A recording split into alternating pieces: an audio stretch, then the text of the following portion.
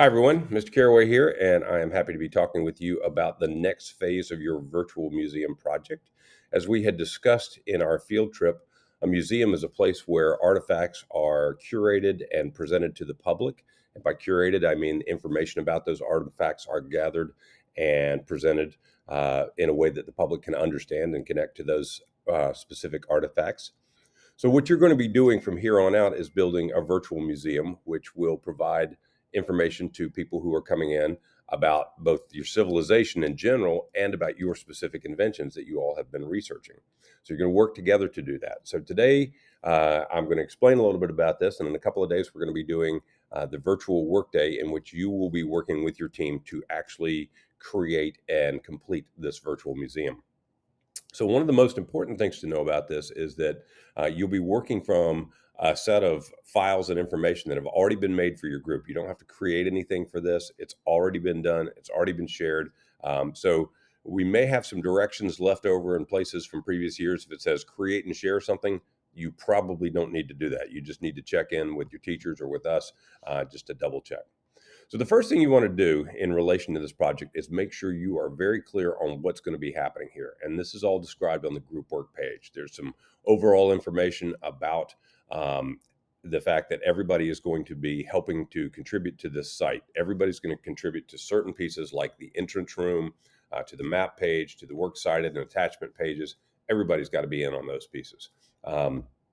But each person then will also have an individual invention room for that virtual museum that they'll be creating as well. So this section down here, the blue section, really describes in detail what's going to be on each of those pages. So this is the entrance page. It tells you how much text you need and tells you in general all the kind of information that you have to have on there, which includes a timeline of significant events. So you and your group are going to need to figure out how you're going to make that timeline and how you're going to put significant events and what events you want to put on there. As I mentioned, everybody's each going to have a museum room, and those museum rooms will be featuring different inventions, the inventions that you all have researched. And again, they're questions and kind of guiding things about the information and the questions that need to be answered in each of those museum rooms. There's also a map room. There will be a map, and this map has already been created and shared with your group. That map will be a place where everybody puts what you consider to be significant features or political features like towns or cities, places where battles took place, archaeological sites, even physical sites. So that's where what's going to go on the map room. You're going to have a works cited page that's going to have specific areas for each of the pages of the museum room, and that's where your works cited will go. Particularly for things like your pictures, you'll want to make sure you get the URLs for any pictures that you're using or other citations that you'll need to reference the work that you're putting on your entrance page or your invention pages. And then finally, you're going to have an attachment page, which is where the group contract and individual student papers will go. And I'll explain about the group contract in a second. So for the day when we get together for the virtual work days, you're going to be working from a group of files that has been created and assigned to your specific group. And if you're not sure which group you are, and I specifically am referring to your group number, you'll go to the group assignments page and just double check that if you're not sure. So each group has a separate number. So if you are in the Nelson Goochland Nile River group, you are group 18 right there. That also means you need to be using this group email, which has already been assigned to all of you, for correspondence after the workday. So that's going to be very important. We'll talk a little bit about that as well, particularly in your group contract. So once you know your group number, then you're going to go to your group files page. And your group files page is going to have the numbers, and each of those sections will have several different files in there. And the most important one for a starting point is your Workday checklist, because this is what you're going to be working from for the day during our virtual workday. So you're going to go to that checklist, and you're going to open that up. And this is already shared to you all, so you can all edit and work on it as you go. And so it's going to ask you first, have you reviewed the group work page of the project website? And everybody should put their individual initials into these boxes. So if you're the first person, you put your first and last initial. You're the second person. Each person will put their initials in these boxes to indicate that they have indeed read and understand that group work page. The next thing that you're going to do is work to create your group contract. And your group contract is also found in your files here. So you go to that group contract, and it's going to have several things that you're going to make decisions about as a group. So overall, it's going to describe the roles of each different person. So the overall editor, make sure that spelling and grammar are correct throughout the entire website, that all pages have a similar style, and that your facts are valid, and that the overall guidelines have been followed. This does not mean the overall editor is the boss of everybody else. It means that this person has the ability to say to somebody else, hey, it looks like your font style is a little bit different than our other pages. We're all using Roboto 15 points font. What can you switch yours over? So that's going to be the overall editor. There's going to be an editor to the entrance page, and that person makes sure that everything that's required on that entrance page is met. There's going to be an editor for the map page, and that person does the same for the map page. Again, that person doesn't do all the work on the map page. Everybody in the group has to contribute to that, but that person will make sure that that's happening. And if there's somebody who's not contributed, that person's responsible for contacting that person via the group email. There's a graphic design editor, and the graphic design editor is the person that, again, kind of along with the overall editor, is making sure that the style looks good. Like, you really want these websites to be attractive and engaging to the public. That's going to be part of what they're going to be looking at when we share these websites out with the general public. So you want to make sure that they're really strong in that sense. That's what the graphic design person is going to do. The works cited person is going to make sure that all of the works are cited correctly according to the guidelines that are in the checklist. And the attachment page editor is going to do the same. Up here, it tells you that if you have fewer than 6 people, the entire group will share the attachment page editor role. If you have fewer than 5 people, then you'll share the works cited and attachment page editor role. So down here, you're going to assign your group roles. So you'll type in each student's name, their school initials, GHS, FCHS, whatever it happens to be, what their invention is, what invention each student has specifically researched, and what role out of these roles that I just reviewed up here that person will play. And so that needs to be completed for each person in the group. And of course, those are group decisions. No one person is going to say, you're going to do this, you're going to do that. Nobody is the boss. Everybody has to work together on this. If you have issues with this, if you're not coming to agreement, then check in with me, check in with your teachers, check in with any adult that is there to help out. So that needs to be completed. Then we're going to go to group decisions and norms. And so the first thing is important dates. You have dates on your website. You have due dates and the finishing date for this. But you guys will need, you don't want to just put the due date as your date. You want to have some thoughts about what dates do we want to get stuff. By such and such a day, all of the stuff on the map page should be done. By such and such a date, all of the stuff on the entrance page should be done. By such and such a date, all of the invention pages should be done. So you definitely want to think about that as a group and set up your own internal deadlines for that. How's the group going to communicate? Well, this is kind of a trick question because our group is going to communicate via, really, it's going to be the group email that's been assigned to you as a starting point. You can communicate in other ways if you want to text or things like that. But here's the deal with that. We can't see that stuff, so we can't document that the group worked well and communicated well. So you should really stick to the group email as much as possible. If you want to have a video chat or a phone call or something like that, you can include that here. And that helps us to know that you're doing those things. But again, we want to see the bulk of communication through the email. If you do a video chat, somebody should then do a follow-up email to the group, just recapping the video saying, hey, thanks everybody for showing up. Here's what we decided. You want to say how often and when. We'll communicate on Tuesdays and Thursdays at such and such a time. What will you communicate? Next steps in the project, due dates, just asking if everybody is good with what's been done so far, things like that. Those are things that you can do.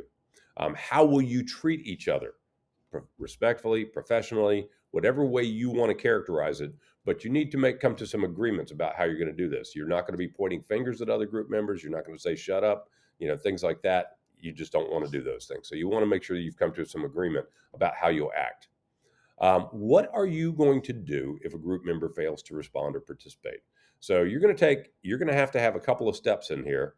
And those steps may be you have a code word. And if you throw that code word out, that person knows, oh, that means I'm not doing what I need to do. If your code is, lazy llama, hey, Joe, I thought I saw a lazy llama on your street last week.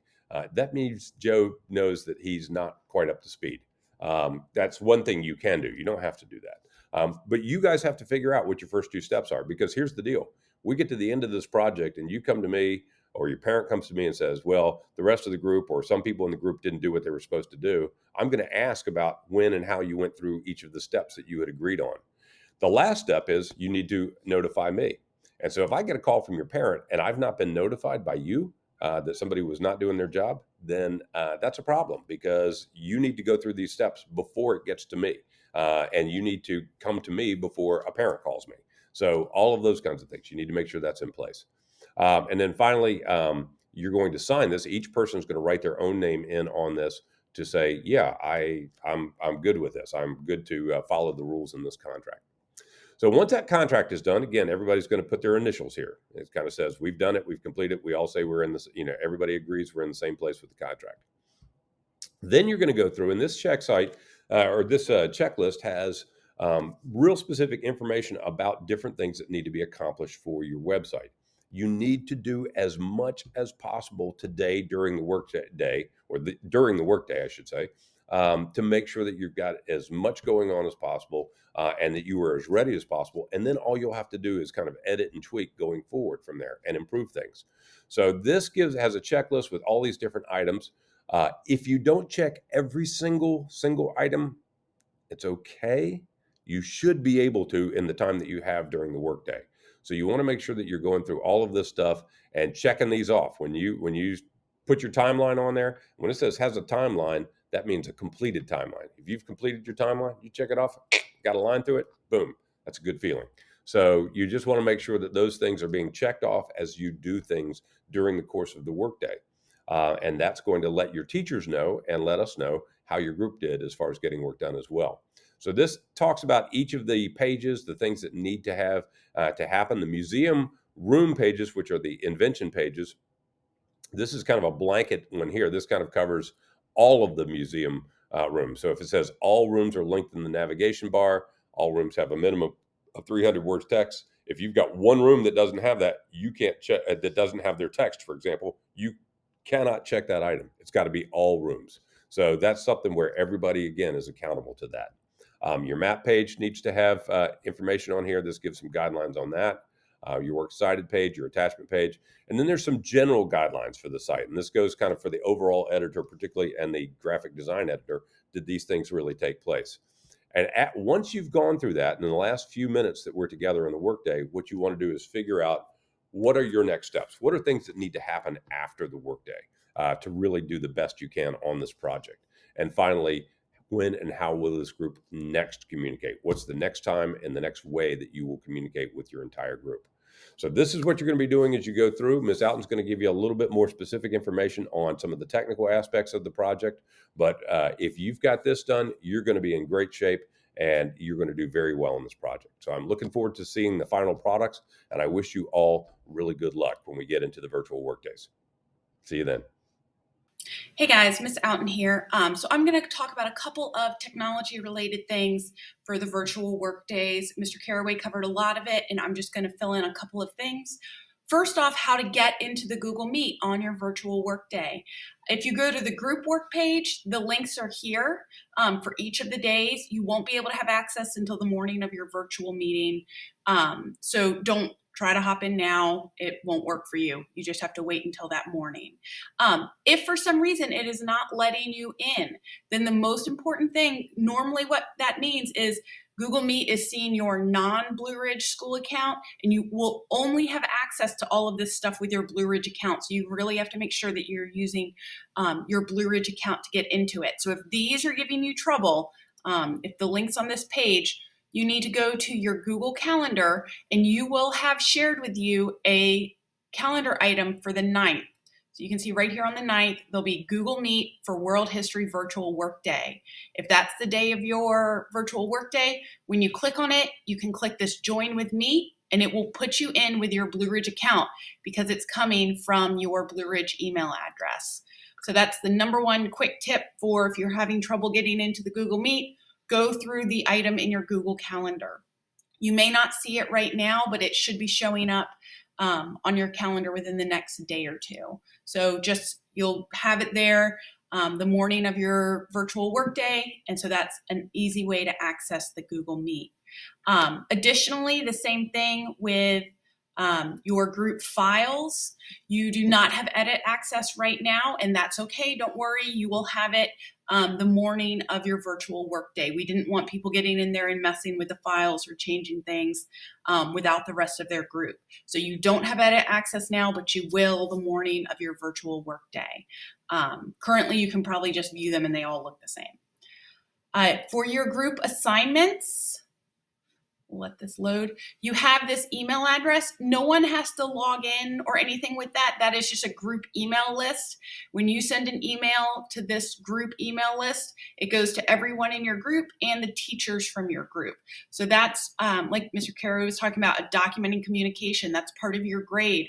So if you guys go into a Google Meet and you make some decisions, someone from the group needs to send an email to this group email list saying who was there, what was talked about, what was decided. That way the teachers know that you guys are working well together and there's documentation of it. There's a link to group sites page. This is just to the published version of your project site. So remember, as you're adding stuff and creating content in your site, that you want to click that publish button every once in a while. And you can always click on this link and it will show you what it looks like to the rest of the world. If you don't click that publish link, every so often, your updates aren't shown on the live version of your site. If you have any questions while you're working through this, or you want to try to create something cool for your site, don't ever hesitate to email me or chat. We can hop in a Google Meet and I can talk you through some stuff. After this little video, I'm going to show a brief video about some examples from previous years of sites that I thought were really well done, and that might give you some ideas for how yours can look and what you can add to it. Since then, it's gotten way easier to create videos and all of that, so your timeline doesn't have to be what you think of just a picture timeline. Make it interesting. You could have a video of yourself giving the timeline, with slides going through or pictures or anything like that. Your timeline can be interactive. It can be a video. It can be a Google site, a presentation that people go through. It can be any other kind of thing you can embed. I know there's lots of different options out there for making your timeline. So, that's a really good way to get quality points, is to add a really cool timeline to your site. So don't kind of push that one off to the side, really give it some thought. Same with your map page. Make sure that your icons on your maps are really interesting, and that you've made it interesting for the viewer of your site to find your content engaging. So I'm going to switch over to a video and show you some examples of previous sites. And then after that, I will see you guys next week. Hey guys, one last quick thing I forgot to add to the other video. When you are working through your group contract and you have to add things to your Google Calendar, people always forget this part. When you go to add something new and I click, so I'm going to add something here on Thursday the 4th. I click on it and it opens this up, and I'm going to say timeline due. By default, it's going to use either my personal calendar or the last calendar I edited. So you guys want to come all the way down to where the little calendar symbol is and click on this and make sure that it is your group calendar. This way it will show up on everybody in your group's Google Calendar. If you don't have it set to that, it won't show up on your group members' calendar. And you'll notice that the color should change to the color for that calendar item. So please just keep that in mind. It's a quick tip to make everything a little bit easier. So if your stuff isn't showing up, just double check this. Normally that's the issue. And once you change it to your group calendar, you should be all good. All right. See you guys next week. Hey guys, I'm going to take you through a couple different project sites from last year, and the might be one or two from the year before, um, just to show you some examples of quality Blue Ridge work. Now, I'm not necessarily going to show you A's, because to get an A, you need to kind of go above and beyond. So if you just did exactly what these people did, it wouldn't actually get you an A. But I'm going to give you advice on each of these pages for things that I think they could have tweaked to make it better. So for the first one is this site about the Renaissance. I really love the image that they put at the top, the color scheme, the layout. And one of the things I like best is they started with a great quote at the top, and then they have questions to guide their sections. I like that for their actual inventions, it's clear differentiation between each one. There's a title, the student's first name and last name, first initial, and a very short description of what that invention is. So when you scroll down, they alternated the images. It's very clean, very easy to see, and I like how they did their timeline just using a Google slide. There's a million ways to do the timeline, and you'll see a couple different examples. So just find the one that works best for your time period and for your group. For this group, I'm going to look at the weighing scale page. And again, I really like how they did their headers. Their headers are interesting and kind of pop out at you who, when, and where. It's not just kind of a boring title. It engages you to want to know more about it. They did a really nice job with that. And then also using questions as headers, because if somebody is coming to your site to learn, they probably have questions. So it's a great way to guide people to your information. One of the things I wish this site had, um, which you might even be thinking it too, if we're talking about scales and how they work, to actually have a video showing different scales and how they work to weigh things. That's something for this site that I feel like would have really been strong and added it to it overall. But this is a very solid site as is. Another example is this Islamic civilization site. They have a great color palette. They picked really strong images. And again, you notice with their headers, they're using questions and things to kind of guide you to the content. I love that instead of just a static image, there's a slideshow on this first page talking through as you're reading about the history of the Muslims. And then down here, they've put in what all of the images are. Here's a different example of a timeline. Theirs is an image that they made. Also, very cool way to do it. I really like how it guides you through, and it's very aesthetically pleasing. Then we come down and they've got their invention pages laid out in kind of a table format to click on, which is very clean and very nice. They picked great images. And then I love how they did these little collapsible questions and answers at the bottom of their page. That's just a neat, engaging way to get people to think about your question before reading about it, and really kind of brings the reader into your content.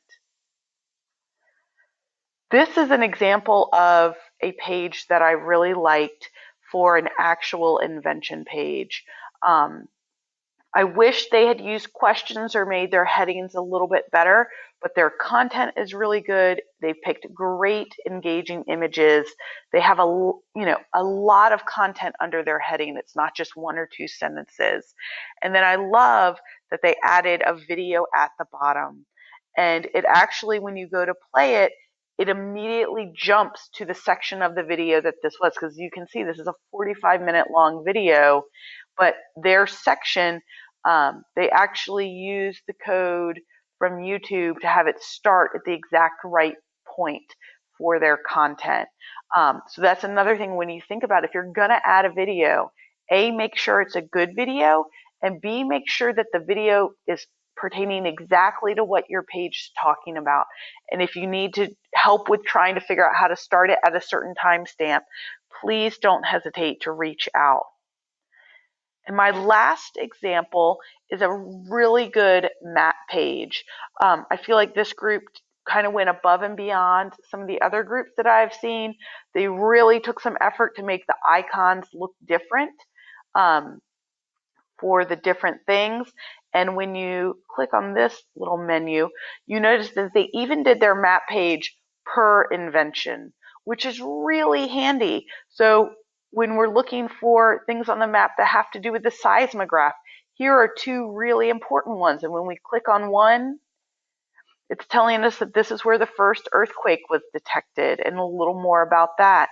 And then we can also click on where the earthquake actually happened. This is a really neat map page where they really thought about the images that they put in and the content and how they did all the different items to look different from each other. So definitely one of the map pages that I thought was the most interesting. If you have questions while you're working through this, please don't hesitate to reach out. Your teachers can help you get my contact information. You can find me on the Blue Ridge website. I'm going to pop that up there right now. And I would much rather have you guys contact me early and often, even if it's a tiny question. You can find me right here. There's a link to my email address. But you can click on my name, and here is everything for how to contact me. I'm always happy to hop into a meet with you and we can kind of look through your site or your page and talk about it. I can help you add things in if you're not quite sure how to integrate a Prezi or a different image or something into your website. My whole job is to help make this interesting and engaging and easy for you. So I don't want you guys struggling when there's something easy I could help with. I hope this helped. See you soon.